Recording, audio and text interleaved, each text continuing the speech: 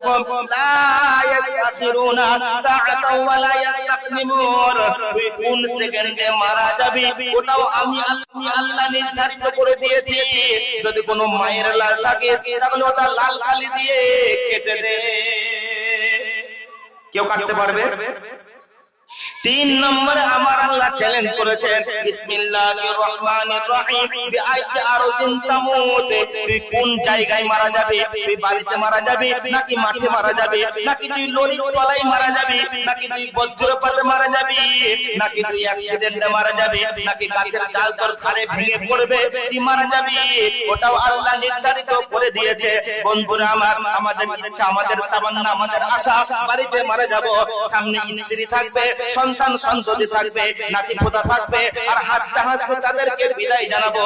কিন্তু আমার মুসিবত লেখা রয়েছে বর্তমান মেডিকেল কলেজ হাসপাতালে 2 তলায় 17 নম্বর রুমে 7 নম্বর কেবিনে আমার মরণ যদি লেখা থাকে, আল্লাহ আমাকে ওই জায়গায় পৌঁছে দেবে। তো আল্লাহ 3 নম্বর চ্যালেঞ্জ করেছেন, বিআইয়ি আরদিন তামুত, তুই কোন জায়গায় মারা যাবি ওটাও আমি আল্লাহ নির্ধারিত করে দিয়েছি।